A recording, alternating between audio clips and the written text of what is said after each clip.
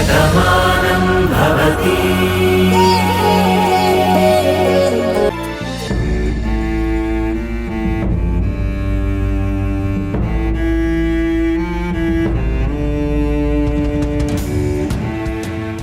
ఏమ్మా బాగున్నావా? బాగున్నాను సార్, మీరెలా ఉన్నారు? నీలాంటి వాళ్ళకి ఇల్లు అద్దెకిచ్చి నేనెలా బాగుంటానమ్మా? అదేంటి సార్ అలా మాట్లాడుతున్నారు? మరి ఇంకెలా మాట్లాడాలమ్మా?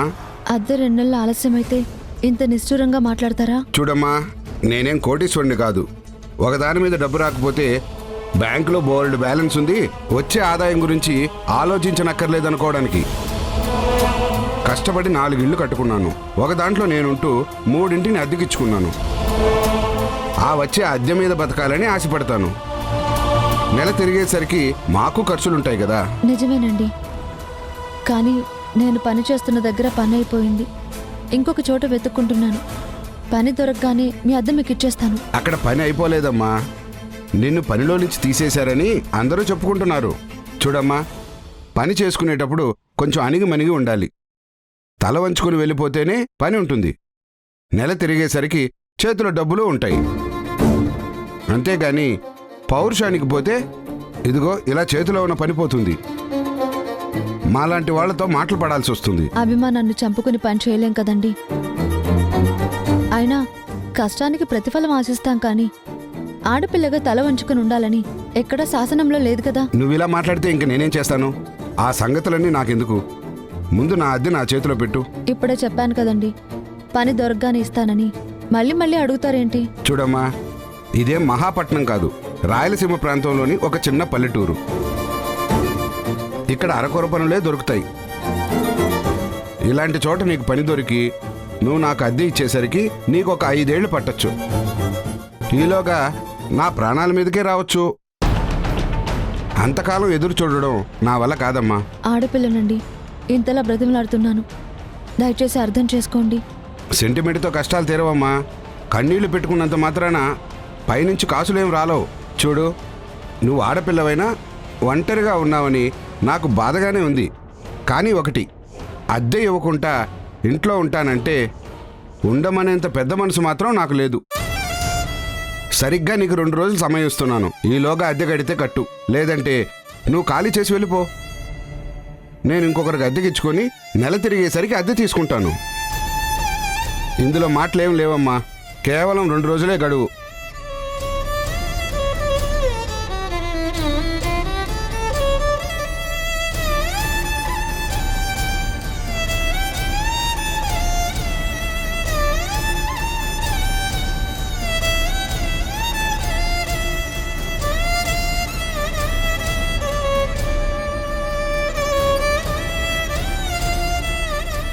చూసావా మురారి, నీ నుంచి దూరం అయ్యేసరికి నీ రాధ పరిస్థితి ఎలా మారిపోయిందో. నన్ను మహారాణిలా చూసుకోవాలని నువ్వనుకున్నావు, కానీ అక్కడ మీ అక్క స్వార్థానికి నేను బలైపోయాను. నీతో జీవితాన్ని పంచుకుంటే నా జీవితం బాగుంటుందేమో, కానీ నా వల్ల మీ ఇంటి పేరు నిలబడదని తెలుసుకున్నాను కాబట్టి ఇలా దూరంగా వచ్చేసాను. కానీ ఇష్టమైన వాళ్లకు దూరం అయితే ఎంత కష్టంగా ఉంటుందో ఇప్పుడు నాకు అర్థమవుతుంది.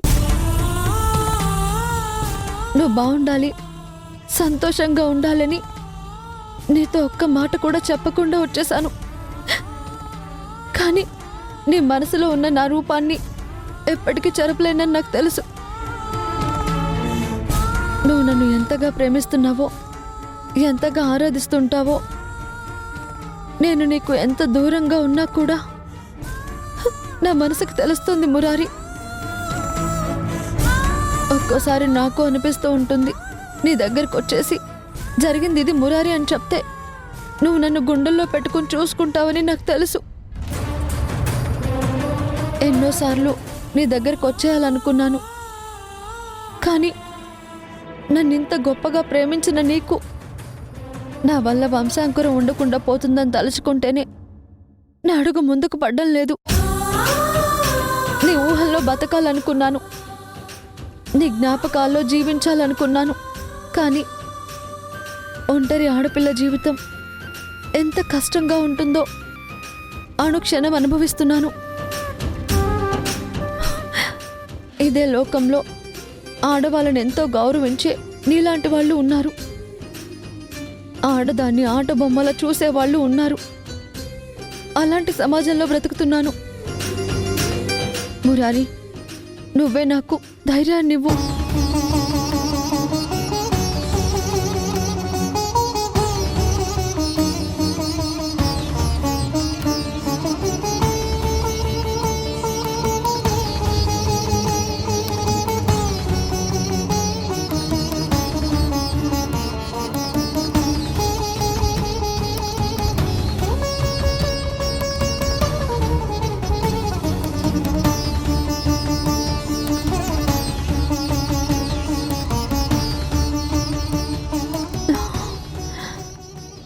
చూసావా మురారి, నీకిష్టమైన పరమాన్నం చేద్దామనుకున్నాను, కానీ ఈ పూట కూడా ఇంట్లో బియ్యం లేవు. నేనెలాగో పస్తులుండాలి. నిన్ను కూడా ఈరోజు పస్తులు పెడుతున్నాను. నన్ను క్షమించు.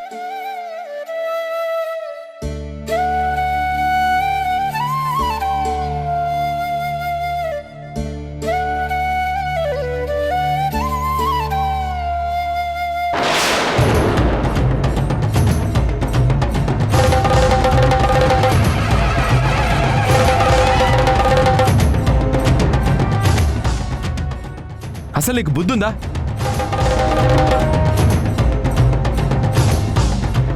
కారు అడ్డంగా నిలబడ్డావు. నేను బ్రేక్ వేశాను కాబట్టి సరిపోయింది, లేదంటే ఈ పాటికి నీ ప్రాణం గాల్లో కలిసిపోయి ఉండేది. మీరందరూ మంచివాళ్ళు సార్. ఎదుటి వాళ్ళు బాగుండాలని కోరుకుంటారు. అందుకేగా శత్రువుని కూడా ఇంటి మనిషిగా చూస్తున్నారు. మీలాంటి మంచి వాళ్ళకి చెడు జరగకూడదని ప్రాణాలకు తెగించిక్క నిలబడ్డాను.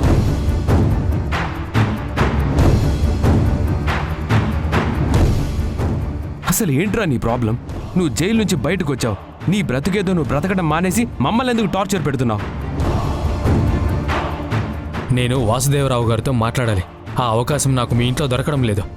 అందుకే ఇలా రోడ్డు మీద దారికి అడ్డంగా నిలబడ్డాను. దయచేసి నన్ను మాట్లాడనివ్వండి.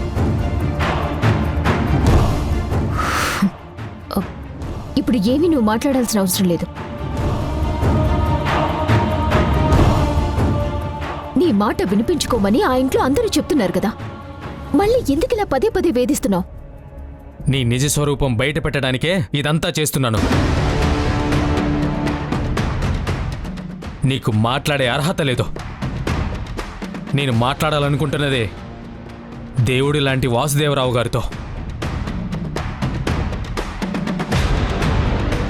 అది కాదు. నువ్వు ఆగమ్మా.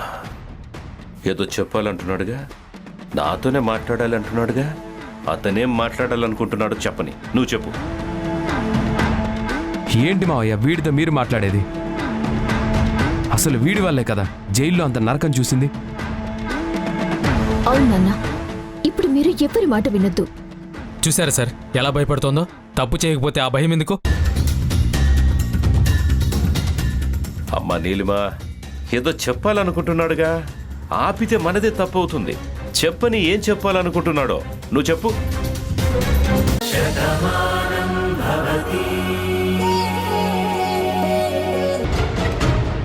వాడి సంగతి నేను తెలుస్తాను. ఆగు. ఎందుకు నన్ను ఆపుతున్నారు? నాకేమైనా జరుగుతుందని భయం వేస్తుందా? నీకేదో జరుగుతుందన్న భయం కాదురా, నీ ధైర్యం ఏంటో నాకు తెలుసు. కానీ ఇప్పుడు నువ్వు వాడి దగ్గరికి వెళ్ళి గొడవ పడనక్కర్లేదు. వాడికి చెప్పాల్సిన బుద్ధి నేను చెప్పేశాను. అవును బావా, మావయ్య వాడికి వార్నింగ్ ఇచ్చాడు. ఇంకా వాడు మన జోలికి రాడు. అసలు ఇంట్లో ఏం జరుగుతుంది? మనం ఒకటి అనుకుంటే ఇంకొకటి అవుతుంది. భానువదన ఏ రోజైతే మనకి దూరమైందో ఆ రోజు నుంచి అనుక్షణం ఏదో రకంగా మనకి బాధే మిగులుతుంది. సంతోషం అన్నదే కనిపించడం లేదు. ఇంటిని కాపాడే ఇల్లాలు ఇంటికి దూరం అయితే ఆ ఇల్లు దెయ్యాల దెబ్బ అవుతుందని ఊరికినే పెద్దలు అనలేదే. బాను మనందరికీ దూరం అయిపోయిందన్న బాధను మర్చిపోవడానికి ఇన్ని రోజులు సమయం పట్టింది. అన్నీ సర్దుకొని కార్తీక్ జీవితాన్ని నిలబెడదామని నీలిమని కూతురుగా మార్చుకుని పెళ్లి చేయాలనుకున్నాడు వాసు.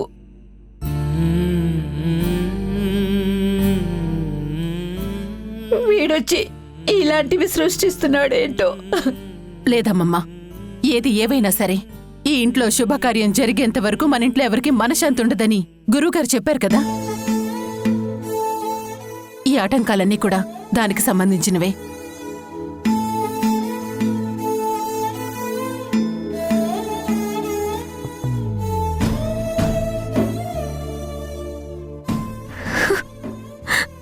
నాకే ఎందుకు ఇలా జరుగుతుంది? ఒకప్పుడు పగ ప్రతీకారం అంటూ రగిలిపోయేదాన్ని, కానీ ఇప్పుడు నన్ను నేను మార్చుకున్నాను. నా వాళ్ళ గురించి ఆలోచిస్తున్నాను. ఇప్పుడు భాను మీద నాకు పగలేదు, కానీ తను బతికి లేదని తనకి ఆశ్రయం ఇచ్చిన వాళ్ళు చెప్పారు. లేని భాను గురించి ఇప్పుడు నేను ఎలా ఆలోచించాలి? ఈ కుటుంబం గురించి ఆలోచిస్తూ ఉంటే అజయ్ రూపంలో నాకు మళ్ళీ టార్చర్ మొదలైంది. ఇప్పుడు నేనేం చేయాలి? ఈ అగ్ని పరీక్ష నాకే ఎందుకు ఎదురవుతుంది?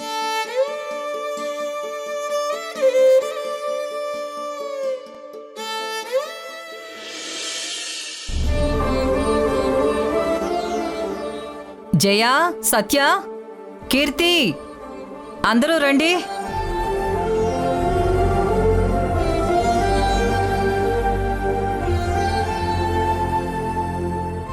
ఇన్ని రోజులు తను రాదే అనుకుని చూశాం, కానీ ఇప్పుడు తను కీర్తి అని తెలిసింది. మన ఊరికి సంబంధం లేని అమ్మాయి అయినా ఈ ఊరు గురించి, మన ఇంటి పరువు గురించి ఎంతగానో ఆలోచించింది.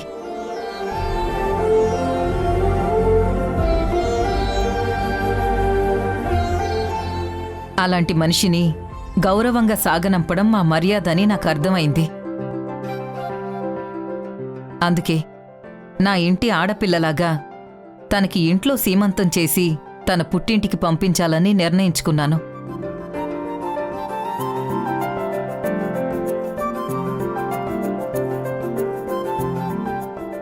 దానికి ముహూర్తం పెట్టాను. ఎల్లుండి మంచి రోజని పంతులుగారు చెప్పారు. దానికి కావలసిన ఏర్పాట్లన్నీ చూడండి. తప్పకుండా అమ్మా. కీర్తి సీమంతం అంగరంగ వైభవంగా జరిపించే బాధ్యత నాది. ఎక్కడా ఏ లోటు రానివ్వను. ముత్తైదుల్ని పిలిచి చేతి నిండా గాజులు వేయించి పువ్వులు పెట్టించి సీమంతం అంటే ఇలా జరగాలి అనిపించేలా చేసే బాధ్యత నాది. ఏంటక్క, నిన్నటి వరకు తన మీద కోపాన్ని చూపించావు, మరిప్పుడేంటి ఇంత ప్రేమను చూపిస్తున్నావు? తను రాదైతే నాకెంతో కొంత కోపం ఉండేది. నిన్ను ప్రేమించిన మనిషి నీకు దూరంగా ఎందుకు వెళ్ళిందో అని. కాని తను కీర్తి కదా, తన మీద నాకెందుకు కోపం ఉంటుంది? నువ్వు అభిమానిస్తున్నావంటే ఖచ్చితంగా దాని వెనకాతల ఏదో కారణం ఉండే ఉంటుంది. ఏంటండి, ఏదో ఒకటి మనసులో పెట్టుకుని బయటికి ఇలా మాట్లాడుతున్నానని మీ ఉద్దేశమా? రాధని కీర్తిగా చూపిస్తున్నావు. తనని ఇంటి నుంచి పంపించడానికి ఎంత డ్రామా ఆడుతున్నారు. నిజంగా పెద్ద నటనే ఉందని తెలిసింది. నాకే ఆశ్చర్యంగా ఉంది. తెలియకపోయినా నాన్న నిజమే చెప్పారు. అమ్మా, మా పిల్ల గురించి మీరు ఇంతలా ఆలోచిస్తున్నందుకు నిజంగా మాకు చాలా సంతోషంగా ఉంది. మా ఇంట్లో సీమంతం అంటే పక్కింటి వాళ్ళని పిలిపించి అక్షింతలు వేయిస్తాను. కానీ మీ ఇంట్లో జరుగుతోంది అంటే అది ఎంతో వైభవంగా జరుగుతుంది. నా కూతురు అదృష్టవంతురాలు. మరే కావలసినవన్నీ పెడతారు, ఎన్నో కానుకలు కూడా ఇస్తారు కదండి. చేసేది సీమంతం. దీనికి పువ్వులు గాజులు ఇస్తారు. దీనికి కానుకలు అవసరం లేదు. కీర్తిని గౌరవంగా పంపించడానికి ఏం కావాలో అవన్నీ చేస్తాను. ఆ రోజు మా అందరి ప్రాణాలు కాపాడిన దేవతవి. తర్వాత ఈ ఊరు పరువు పోకుండా ఆడపిల్లల్ని రక్షించి నా కొడుకు మీద పడ్డ నిందను తుడిచేశావు. అలా నీ వల్ల మాకు, ఈ ఊరికి ఎంతో మంచి జరిగింది. నువ్వు ఎక్కడున్నా సంతోషంగా ఉండాలని నిన్ను ఇంటి నుంచి సంతోషంగా పంపించడానికి ఏర్పాట్లు చేస్తున్నాను.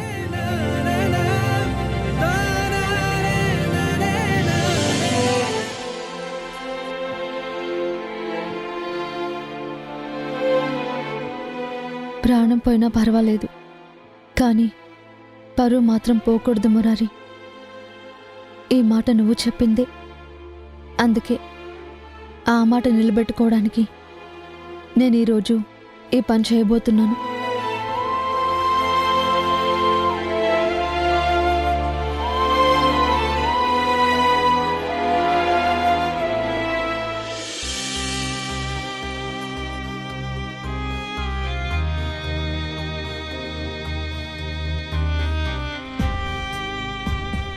ఏంటి మురారి, ఎందుకు నన్ను కళ్ళు మూసి తీసుకెళ్తున్నావు? చెప్పాను కదా రాధా, నీకు సర్ప్రైజ్ ఇవ్వబోతున్నానని. అంతవరకు నువ్వు కళ్ళు మాత్రం తెరవకూడదు, ఓకేనా?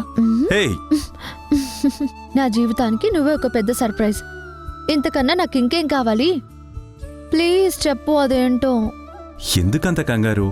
నేనిచ్చే గిఫ్ట్ చూశాక నీకే అర్థమవుతుంది కదా. వెయిట్.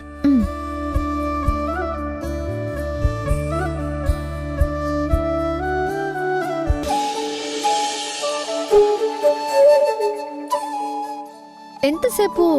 Wait wait wait.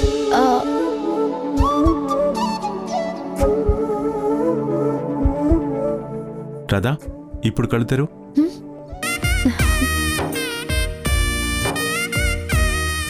ఏంటిది? నీ మీద నాకున్న ప్రేమకి గుర్తు రాధా. నా రూపం నీ గుండెల్లో ఉంది, నా ప్రాణం నీ మనసులో ఉంది. నేనే నీ దాన్నైనప్పుడు ఇవన్నీ అవసరమా చెప్పు? ఇది కానుక కాదు రాధా, నా ప్రేమకి గుర్తు. ఇది నీ మెడలో ఎప్పుడూ ఉంటుంది.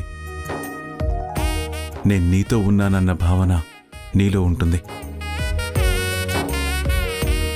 నేను నిన్ను చూస్తున్నప్పుడల్లా నేను మనసారా ప్రేమించిన నా రాధా ఆ బంగారం కన్నా ఎన్నో రెట్లు బావుంది అన్న తృప్తి నాకుంటుంది.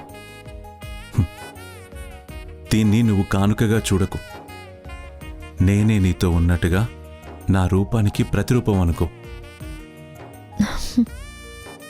తప్పకుండా మురారి, ఇదెప్పుడు నా గుండెల మీద ఉంటుంది. నీ ప్రేమ నా గుండెల్లోనే ఉంటుంది. దీన్ని నా శరీరంలో ఒక భాగం అనుకుంటాను, కానీ ఒక హారంలా చూడను. నా నుండి వేరు చేసే ఒక వస్తువులా చూడను. మట్టిలో కలిసిపోయినా సరే నీ ప్రేమకి గుర్తుగా నేనిది నాతో పాటే కలిపేసుకుంటాను.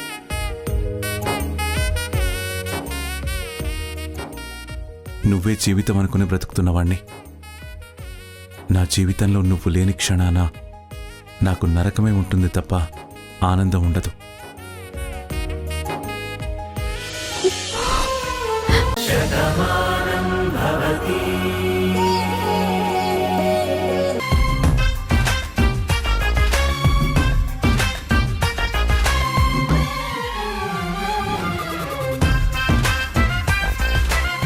ఒరే అప్పు, మరి నువ్వేం దోచుకుంటావురా? నేను దోచుకోవాల్సింది చాలా ఉంది నాన్న. అది ఎంత గొప్పగా దోచుకుంటానంటే దెబ్బకి మన తలరాత మారిపోతుంది. నా జీవితం ఎక్కడికో వెళ్ళిపోతుంది.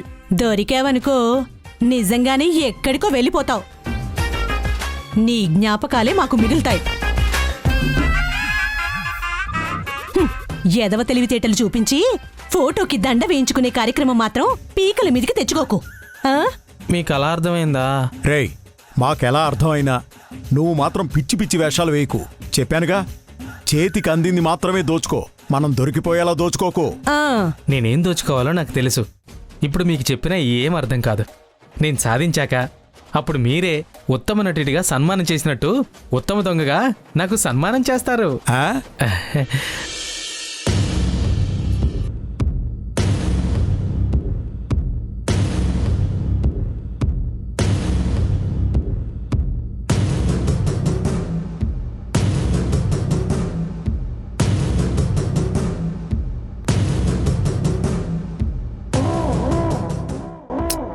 ఏంటి సత్య, నన్నెందుకు అలా చూస్తున్నావు?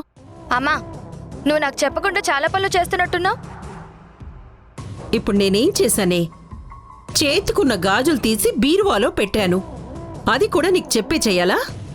నేను అడుగుతున్నది నువ్వు బీరువాలో పెట్టిన గాజుల గురించి కాదు, నా దగ్గర దాచిన విషయాల గురించి. ఏంటే విచిత్రంగా మాట్లాడుతున్నావు? అసలు నా మీద నీకు అనుమానం ఎందుకు వచ్చింది? ధీరజ్ అంబిక ఎవరో నాకు తెలిసిపోయింది. ఎవరు పిలిస్తే వాళ్ళు ఇక్కడికి వచ్చారో అది కూడా నేను తెలుసుకున్నాను.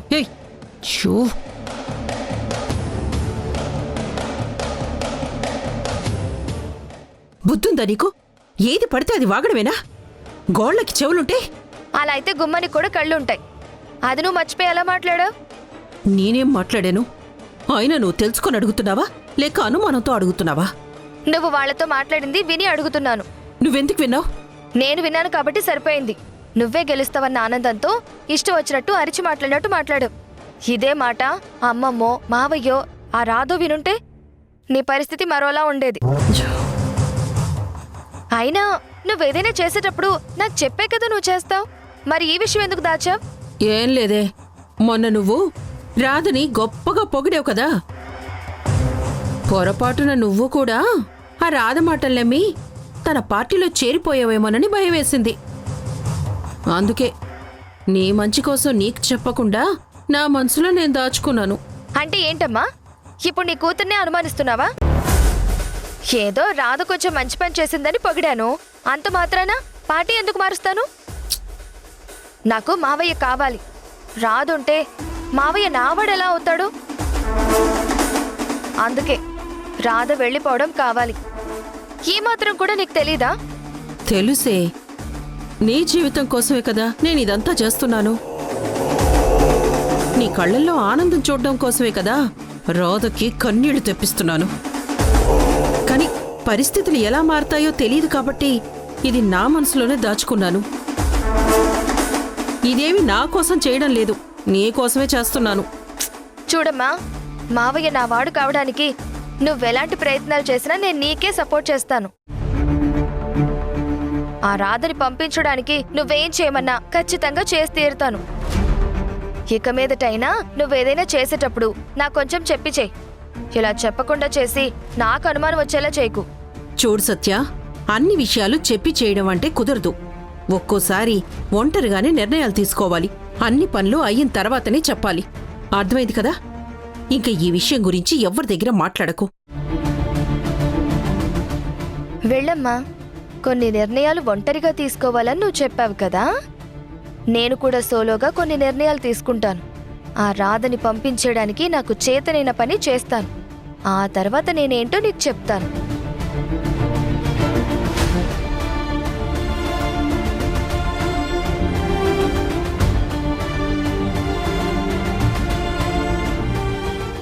మురారి, ఈ డబ్బు లేకపోతే ఇంటి వాళ్ళు ఇంట్లో నుంచి వెళ్ళిపోమంటున్నారు. బతుకు భారమైపోతుంది. అందుకే నువ్వు మనస్ఫూర్తిగా ఇచ్చిన చైన్ని కూడా నా మనసు చంపుకుని ఈ రోజు తాకట్టు పెట్టాను. నన్ను క్షమిస్తావు కదూ?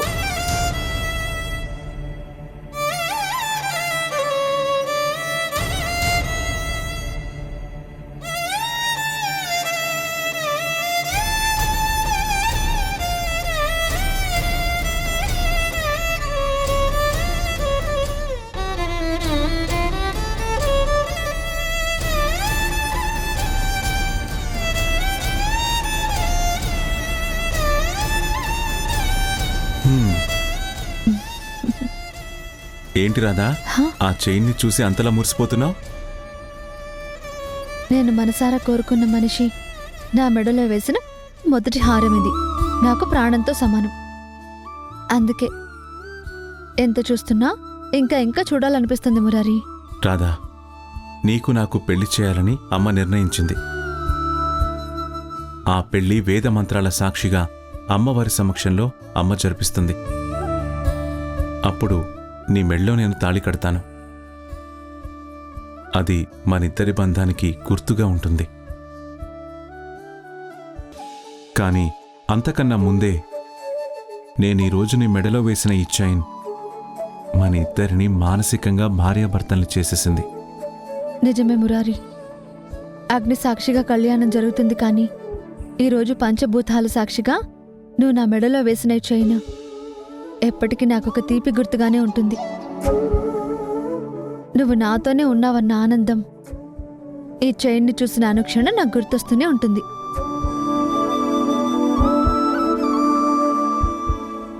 ఇది నాకు నా ప్రాణం కన్నా విలువైంది.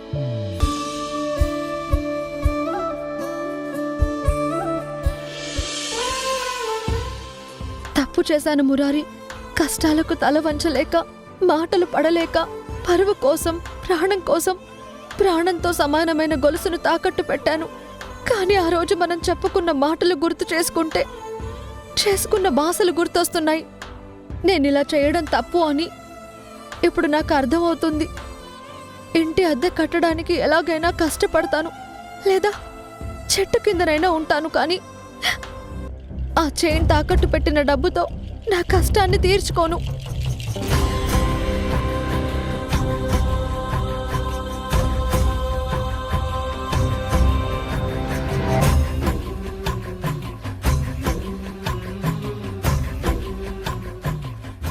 ఇదేంటి మళ్ళీ వెనక్కి వెళ్తుందేంట్రా? నాకు మాత్రం ఏం తెలుసనా? నేను మీ పక్కనే ఉన్నాను కదా, ఏం జరుగుతుందో చూద్దాం పదండి.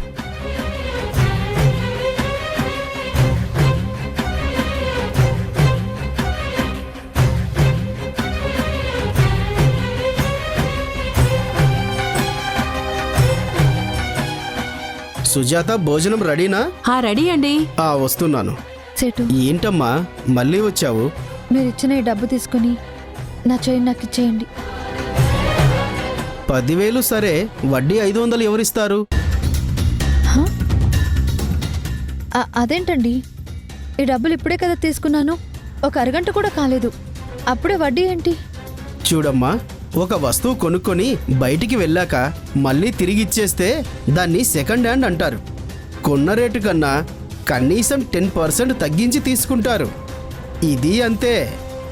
నా దగ్గర నుంచి డబ్బులు నువ్వు తీసుకున్నాక తిరిగి ఇవ్వాలి అంటే వడ్డీతోనే ఇవ్వాలి. అది అరగంట అయినా అర నిమిషమైనా.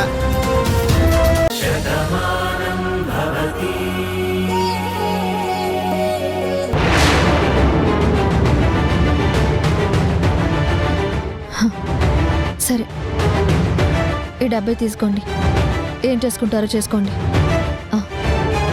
ఆ రోజు భద్రకాళిలా రెచ్చిపోయావు, ఈరోజు భయపడ్డావు. ఇప్పుడైనా రోజులు మారాయని తెలుసుకో. ఈ డబ్బులు ఇచ్చేసినంత మాత్రాన నీ కష్టాలు తీరిపోయాయని అనుకోకు. ఇప్పుడే అసలైన సమస్యలు మొదలవుతాయి. నీ చేతిలో చిల్లి గవ్వలేదు, నీకు ఎక్కడా పని దొరకదు. అలాగే మా నుంచి నువ్వు తప్పించుకోలేవు. నిన్ను హెరాస్ చేయడంలో ఇది మొదటి మెట్టు మాత్రమే.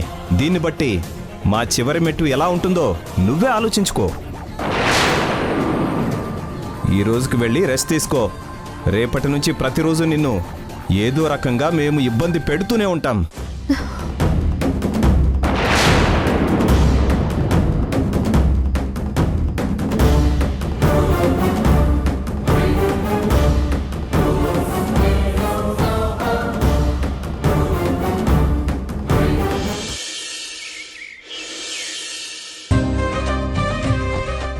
కీర్తమ్మ, ఇవన్నీ నీకోసమే తీసుకొచ్చాం. ఇవన్నీ నా కోసం ఎందుకండి? అదేంటమ్మా అలా అంటారు? నువ్వు ఈ ఇంటికి ఇల్లాలు అవుతున్నావు, పెద్దమ్మగారి తర్వాత ఈ ఊరిని కాపాడుతావని మేమందరం ఎంతో అనుకున్నాం.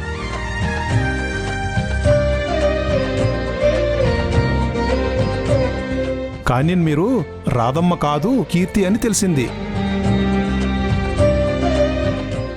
మీరెవరైనా సరే ఈ ఊరి గురించి ఎంతో చేశారు, మా అందరి మంచి గురించి ఎంతో ఆలోచించారు.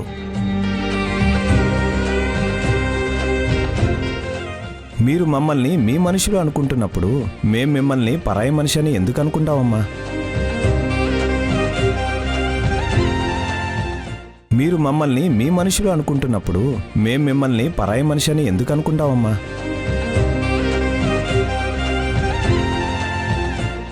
మా ఊరి ఆడపిల్ల కడుపుతో ఉంది అనుకుంటున్నాం, అందుకే మీకోసం మేమందరం ఈ కానుకలు తీసుకొచ్చాం.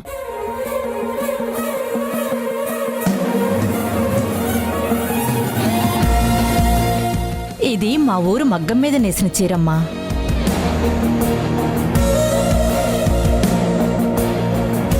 ఇదిగో ఈ తేనె సీసా మా పొలంలో పట్టిన తేనె పట్టు నుంచి తీసిందమ్మా. ఈ స్వీట్స్ ఈ ఊర్లో చాలా ప్రత్యేకత అమ్మా. ఎక్కడెక్కడో వాళ్ళు వచ్చి ఈ ఊర్లో నుంచి స్వీట్లు తీసుకెళ్తారమ్మా. నీకోసమే తీసుకొచ్చాం.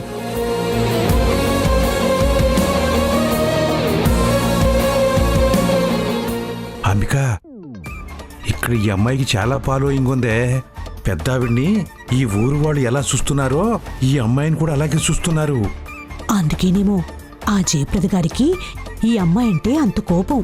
వాళ్ళ మనిషి కాదు అని చెప్పి మనతో తీసుకువెళ్ళిపోవడానికి మనకు డబ్బిచ్చింది.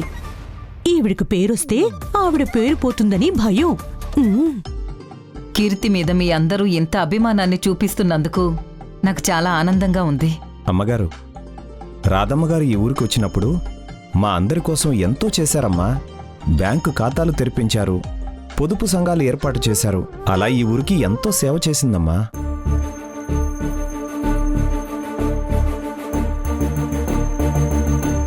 ఈ అమ్మ కూడా రాధమ్మ రూపంలోనే ఉంది. ఆ తల్లి కూడా ఊరి గురించి ఎన్నో మంచి పనులు చేసింది. ఈ ఇద్దరు రూపాలు ఒకేలా ఉన్నాయి, మనస్తత్వాలు ఒకేలా ఉన్నాయి. అందుకే ఈ తల్లిని కూడా మేమందరం మా మనిషే అనుకుంటున్నాం.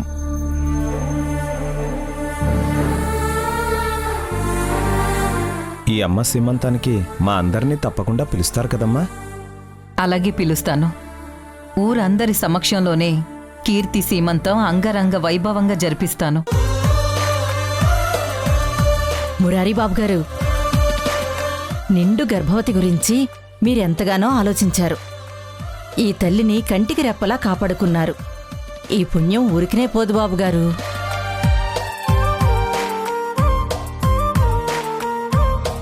రాధమ్మ మీకు దూరమైనా ఆ అమ్మ ఎక్కడున్నా సంతోషంగా ఉంటుంది. ఏదో ఒక రోజు తిరిగి వస్తుంది. మీరిద్దరూ ఖచ్చితంగా కలుస్తారు బాబు. నిజంగా నా రాధ నా దగ్గరికి వస్తుంది అంటే అంతకు మించిన సంతోషం నాకు ఇంకేం ఉంటుంది. కానీ ఇన్నాళ్ళు నేను రాధ అనుకున్న మనిషి రాధ కాదు అని, ఎవరో కీర్తి అని తెలిసేసరికి నేను నమ్మలేకపోతున్నాను. ఇంకా నా రాధ గురించి ఆలోచిస్తే నాకు బాధగానే ఉంటుంది. కిట్టయ్య ముందు రాధ గురించి మాట్లాడితే బాధపడతాడని మీకు తెలుసు కదా. ఇంకెప్పుడు అలా మాట్లాడకండి. సీమంతానికి కబురు పెడతాను. అందరూ తప్పకుండా రండి. వస్తామమ్మ గారు.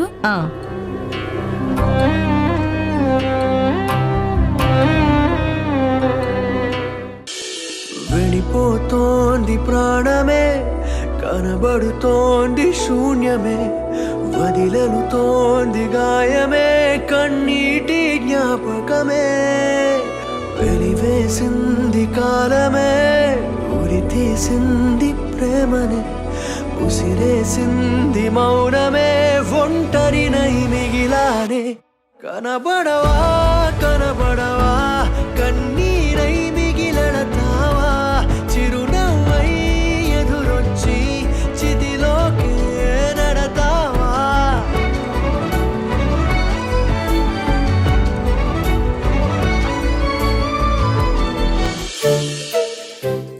గోరింట పూసింది కొమ్మ లేకుండా, మురిపాల అరచేత మొగ్గ తొడిగింది. ఇది ఆడవాళ్ళ పాట, నువ్వు పాడుతున్నావేంటి? పాట అనేది ఎవరైనా పాడుకోవచ్చు. కలిపే గొంతు, కలిసే మనసుంటే సరిపోతుంది. నీకు పైత్యం కూడా ఎక్కువగానే ఉంది. గోరింటాకంటే నీకు చాలా ఇష్టమా? గోరింటాకి ఇష్టపడిన ఆడపిల్లలు ఎవరైనా ఉంటారా?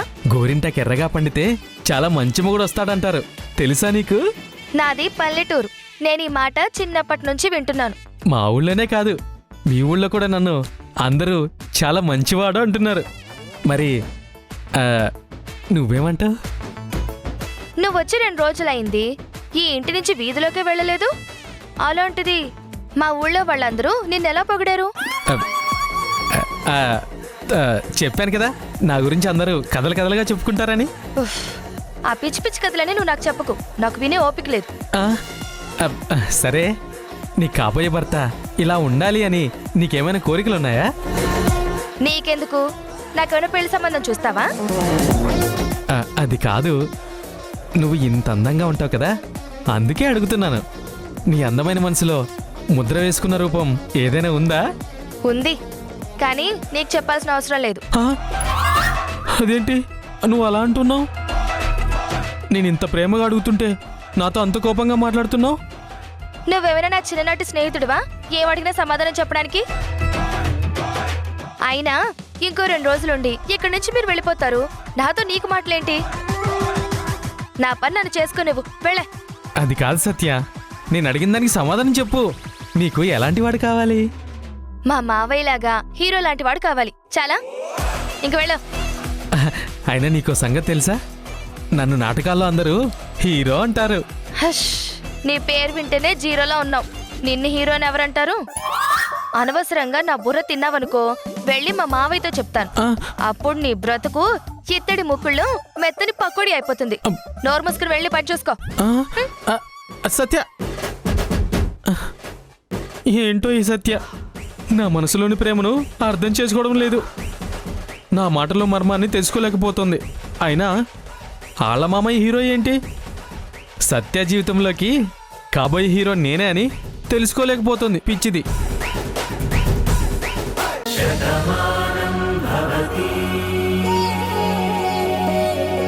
భాను అక్క విషయంలో నీలిమ చేసింది మాత్రం చాలా తప్పు. అక్క చనిపోయిందని మీరందరూ అనుకుంటున్నారు, కానీ అసలు చూడజయ్, ఈ మాటలు ఇక్కడితో ఆపేశాయి. లేదు అని ఇలాగే విసిగిస్తే వెంటనే నేను కమిషనర్ గారితో మాట్లాడతాను. నువ్వు మా కుటుంబాన్ని హెరాస్ చేస్తున్నావని కేసు పెడతాను. మళ్ళీ నువ్వు జైల్లో ఊచలు లెక్క పెట్టాల్సి ఉంటుంది. నేను నీ మంచి కోసమే ఇదంతా చెప్తున్నాను. మర్యాదగా కారు దిగి వెళ్ళు, లేదంటే మాత్రం పరిస్థితి మరోలా ఉంటుంది. నాకు అర్థమైందండి. మీరు నా మాటల కన్నా ఆ నీలిమ మాయ మాటలే ఎక్కువ నమ్ముతున్నారు. కానీ ఒకటి గుర్తుపెట్టుకోండి, ఈ అజయ్ ప్రాణాలతో ఉన్నంత వరకు ఆ నీలిమని వదిలేస్తాడని మాత్రం అనుకోకండి.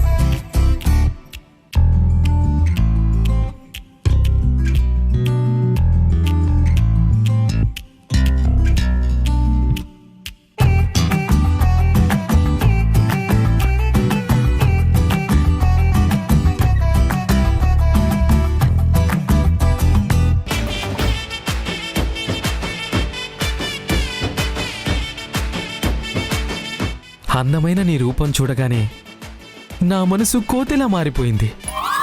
నీ ప్రేమ కోసం నేను నూతిలో దూకాలనుకున్నాను, కానీ నేను మునిగిపోతే నువ్వు అన్యాయమైపోతావని ఆగిపోయాను. చెరువులాంటి నా మనసు చేపలాంటి నీకోసం ఎదురుచూస్తోంది. నా హృదయంలో నువ్వు ఈత కొడుతూ ఉంటే నేను మురిసిపోవాలనుకుంటున్నాను. కానీ నా బతుకు ఎండిన ఎడారిలా మారిపోతుంది, పండని పొలంలా మిగిలిపోతుందేమో అని చాలా భయంగా ఉంది. బీడు వారిన మనసులోకి నువ్వు వచ్చి తొలకరి జల్లులు కురిపిస్తావని, ఎవరు విత్తనాలు చల్లకపోయినా మొలకెత్తిన గడ్డిలా పెరుగుతావని, నా ప్రేమకు నువ్వు పులకరించిపోతావని, ఆ పులకింతలో నాకు ఓ చిన్ని గిలిగింత పెడతావని, నేను కిలికిలా నవ్వుకుంటూ ఉంటే నువ్వు అలా సరసంగా నా వైపు కోపంగా చూస్తూ ఉంటే, నీ కోపాన్ని తగ్గించడానికి నేను అలా విలువలా మెలికలు తిరుగుతూ ఉంటే, నువ్వు నన్ను అల్లుకున్న మొలకలా సన్నజాజి మల్లికలా హద్దుకుంటావని ప్రేమతో చూస్తున్నాను.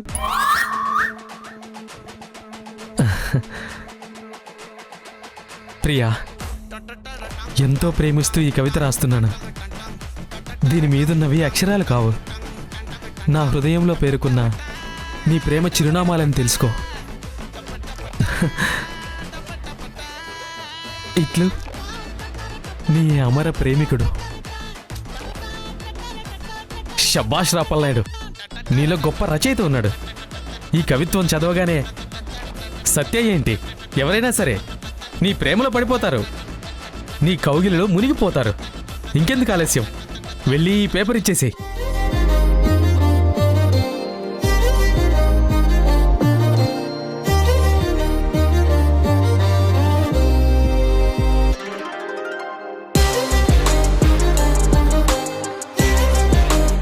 అమ్మో, ఇది అసలే కొంచెం తిక్కది. ఇప్పుడు నేను వెళ్ళి డైరెక్ట్గా ఇచ్చానంటే చాచి కొట్టినా కొట్టొచ్చు. అప్పుడు 32 పళ్ళల్లో 12 మిగులుతాయి. వద్దు, దీన్ని బంతిలాగా చుట్టి తన మీదకి విసిరేస్తే తనే నా ప్రేమను అర్థం చేసుకొని తిరిగి అలా వచ్చి నా ఒళ్ళో వాళ్తుంది.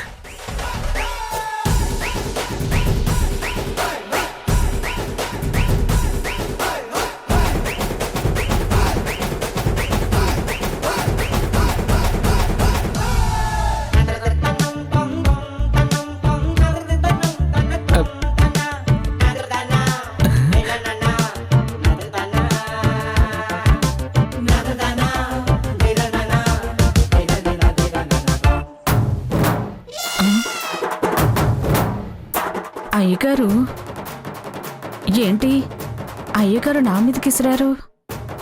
ఇందులో ఏముందో నాకు అసలే చదవడం రాదు. ఎలా తెలుసుకోవాలి?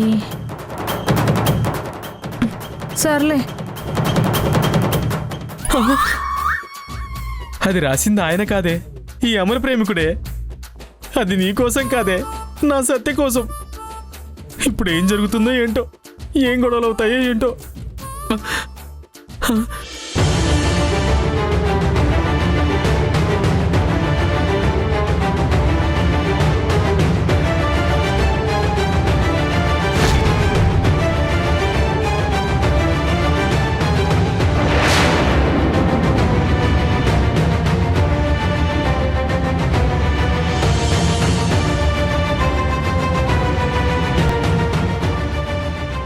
అనాథగా బతుకుతున్న నాకు జీవితంలో ఏదో సాధించాలనే కోరికుండేది.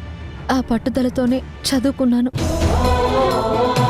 కాలేజ్లో నువ్వు పరిచయం అయ్యావు. నీ ప్రేమతో నా జీవితం ఇంకా ఎంతో బాగుంటుందని కలలు కన్నాను. కానీ అవన్నీ కలలుగానే మిగిలిపోతాయని, కన్నీరే నా జీవితానికి ఓదార్పు అవుతుందని అప్పుడు ఊహించలేకపోయాను. నీకు దూరమైనా సరే నీ ఊహల్ని తలుచుకుంటూ, నీ జ్ఞాపకాల్ని నెమరు వేసుకుంటూ నేను బతికాను. కానీ చివరికి పరిస్థితులకు తల ఉంచి నేను ప్రాణంతో సమానంగా చూసుకోవాల్సిన నువ్విచ్చిన కానుకను కూడా తాకట్టు పెట్టుకున్నాను.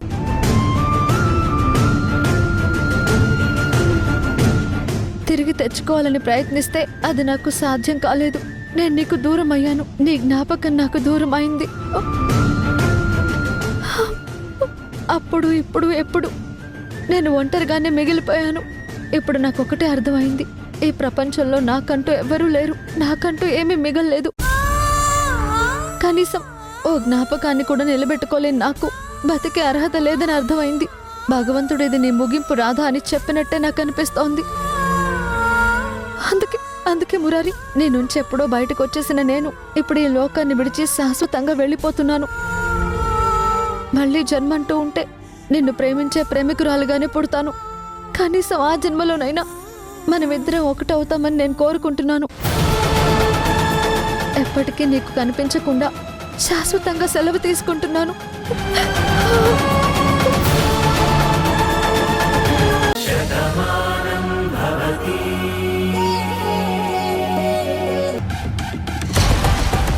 నీ ప్రేమ కోసం నేను నూతిలో దూకాలని అనుకున్నాను. కానీ మునిగిపోతే నువ్వు అన్యాయం అయిపోతావని ఆగిపోయాను.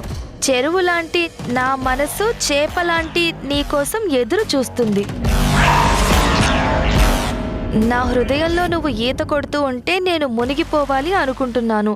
కానీ నా బ్రతుకు ఎడారిలా మారిపోతుంది, పండని పొలంలా మిగిలిపోతుందేమోనని నాకు చాలా భయంగా ఉంది.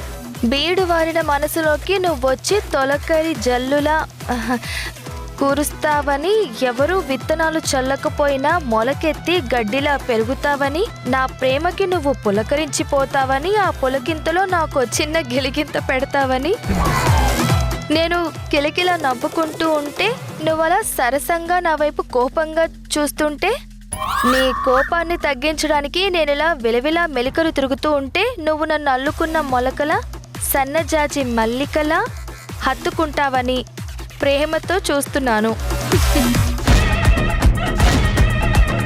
ఎంతో ప్రేమిస్తూ ఈ కవిత రాస్తున్నాను. దీని మీద ఉన్నవి అక్షరాలు కాదు, నా హృదయంలో లక్షలుగా పేర్కొన్న నీ ప్రేమ చిరునామాలు అని తెలుసుకో. ఇట్లు నీ అమర ప్రేమికుడు. చిచ్చి, ఇది లవ్ లెటర్లా ఉందమ్మా, కానీ మరి ఇంత దరిద్రంగా ఉందేంటి? మీ నాన్న బుద్ధి అలా తయారైంది. ఉండు, ఆయన సంగతి ఏంటో చూస్తాను. ఏమండి ఏమండి ఏమండి? ఏంటి జయ అలా అరుస్తున్నావు? మీ వయసు ఏంటి, మీ బుద్ధి ఏంటి? నేనేం చేశాను? అమ్మగారు ఏంటండి ఇది? అయ్యగారు ఇలాంటి వారు అనుకోలేదండి. లవ్ లెటర్ రాసి పని మనిషి మీదకి విసురుతారా? అసలు మీకు బుద్ధి ఉందా? ఏం మాట్లాడుతున్నావు, నీకైనా అర్థమవుతుందా? నేను రాయడం ఏంటి? అంటే ఇది మీరు రాయలేదా? మీరే రాశారని జ్యోతి చెప్తుంది. ఏంటమ్మా పిచ్చి పిచ్చిగా ఉందా? అదేంటి బాబు గారు, నేను బయట ఊడ్చుకుంటుంటే మీరే కదా ఈ కాగితం ఉండలా చేసి నా మీదకి ఇసిరారు. అడ్డంగా బుక్ అయిపోయాక తెలియనట్టు దబాయించకండి. అసలు ఏం జరుగుతుందో ముందు నాకు చెప్పండి. ముందు నాకు తెలిస్తే కదా నీకు చెప్పడానికి. అయినా ఇన్నాళ్ళుగా నువ్వు నాతో ఉన్నావు, నేనేంటో నీకు తెలీదా?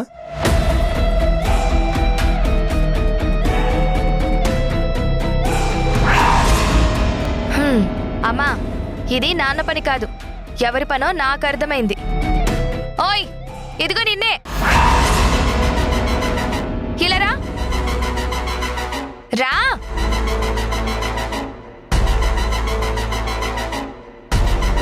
ఈ ఉత్తరం రాసింది నువ్వే కదా? అవును, నేనే.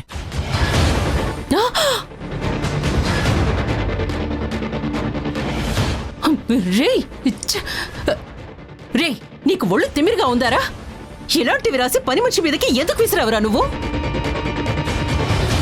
ఏంటి బాబు, నీ వయసేటి నా వయసేటి, ఇలాంటి పనులు చేయడం తప్పు కదా? జ్యోతి, అది నీకోసం రాశానని నువ్వు ఫిక్స్ అయ్యి నా పరువు తీయకు.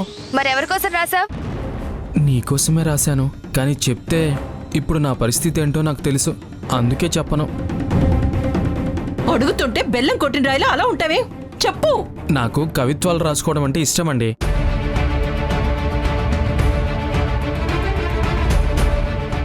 అది బాగా వస్తే నా మనసులో దాచుకుంటాను, బాగోలేదనిపిస్తే ఇలా చుట్టూ బయటికి విసిరేస్తాను. పొరపాటున ఆవిడకి తగిలినట్టుంది, అంతేకాని నేనెవరి కోసమో రాయలేదు. నన్ను నమ్మండి, కావాలంటే మీ మీదొట్టు. చూడు, ఇది పల్లెటూరు. నువ్వు కవిత్వాలు ఏమైనా రాసుకోవాలనుకుంటే మీ ఊరు వెళ్ళాక రాసుకో. ఇంకోసారి ఊళ్ళో ఇలాంటి పిచ్చి పిచ్చి వేషాలు వేసావంటే ఏం చేస్తానో తెలుసు కదా? అర్థమైందండి, ఇంకెప్పుడు ఇలాంటి పని చేయను, నన్ను క్షమించండి. అర్థమైందిగా, ముందు వెనక తెలుసుకోకుండా నా మీద అరవడం మానేయి. క్షమించండి బాబు గారు. అరే ఏంటండి ఇది? అసలు అజయ్ బతకనివ్వడా? వాడు ఎలాగైనా సరే నీలిమ చెడ్డది అని నిరూపించాలని ప్రయత్నిస్తున్నాడు. అసలు వాడు ఎందుకు అదంతా చేస్తున్నాడో నాకు ఇప్పటికీ అర్థం కావట్లేదు. మన ఇంట్లో వాళ్ళకి అన్యాయం జరిగిందని వాడెందుకు బాధపడుతున్నాడు? రౌడీలు చేసే పనులకి అర్థాలే ఉంటాయండి. వాడి వల్ల అతి ఎక్కువగా సఫర్ అయింది మన కుటుంబమే. వాళ్ళు చేసిన పనుల వల్లే అన్నయ్య కూడా జైల్లో ఎన్నో ఇబ్బందులు పడ్డారు. అదంతా మనకి తెలుసు. ఇప్పుడు ఇప్పుడు వాడొచ్చి మన ఇంట్లో మనిషి గురించి మనకి చెప్తే మనమెలా నమ్ముతాం అనుకున్నాడు? ఇంతకీ మీరు వాడికి వార్నింగ్ ఇచ్చారా లేదా? వాడు నీలిమ గురించి చెప్పాలని ఎంత ప్రయత్నించినా కూడా నేనైతే ఒక్క మాట కూడా వినిపించుకోలేదు. నీలిమ విషయంలో ఏం మాట్లాడినా ఊరుకునే ప్రసక్తి లేదని కాస్త గట్టిగానే చెప్పాను. కాని వాడు మాత్రం పట్టువదలని విక్రమార్కుళ్లాగా ప్రయత్నం చేస్తూనే ఉన్నాడు. ఇదంతా ఎందుకు చేస్తున్నాడా అని ఆలోచిస్తూ ఉంటే అది అర్థం కాక తల పగిలిపోతుంది నాకు. సమస్యలు ఏదో ఒక రూపంలో చుట్టుముడతాయని గురువుగారు చెప్పారు కదా. ఈ ఇంట్లో శుభకార్యం జరిగితే తప్ప ఎవరికి మనశ్శాంతి ఉండదు అని చెప్పి ఆ రోజే ఆయన చెప్పారు. కానీ అనుకున్నటువంటి శుభకార్యానికి ఇన్ని ఆటంకాలు వస్తాయని, ఇన్ని వైపుల నుంచి సమస్యలు ఎదురవుతాయని నేను అసలు ఊహించలేకపోయాను.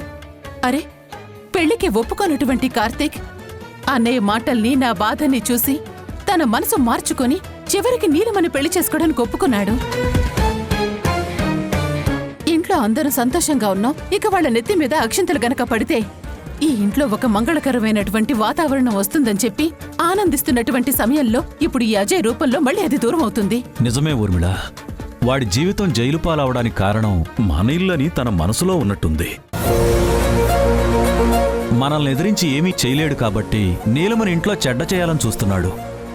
ఒకప్పుడు నీలిమ మీద మనందరికీ కోపం ఉండేది.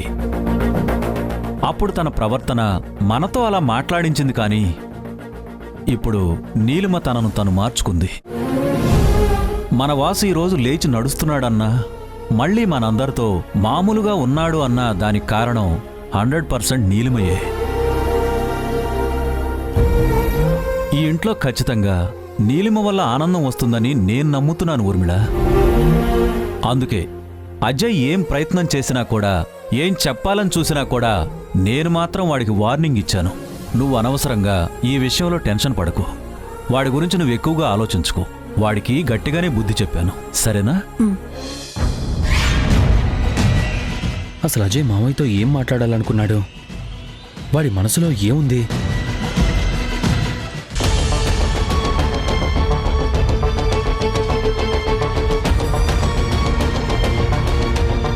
ఎక్కడికి వెళ్ళారండి? అత్తయ్య గారు మీతో మాట్లాడాలనుకుంటున్నారు. పల్లెటూరు కదమ్మా, ఓసారి అలా వెళ్ళి పొలాల్ని చూసుకొని వస్తున్నాం. చెప్పుంటే కల్కీని కూడా పంపించేదాన్ని కదా. పర్వాలేదు అమ్మగారు, మీరంతా గొప్పవాళ్ళు.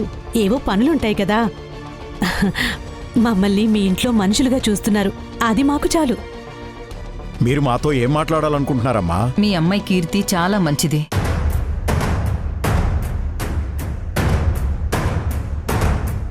కొద్ది రోజులుగా మా ఇంట్లోనే ఉంటుంది కదా.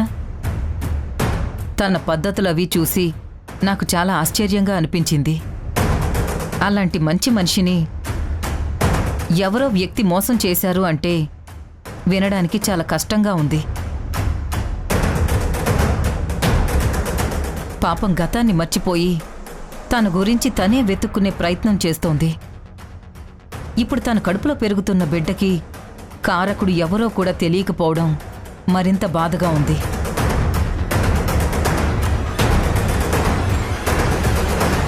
ఆ వ్యక్తి ఫోటో ఉంటే ఇవ్వండి, నేను ఎంక్వైరీ చేయిస్తాను.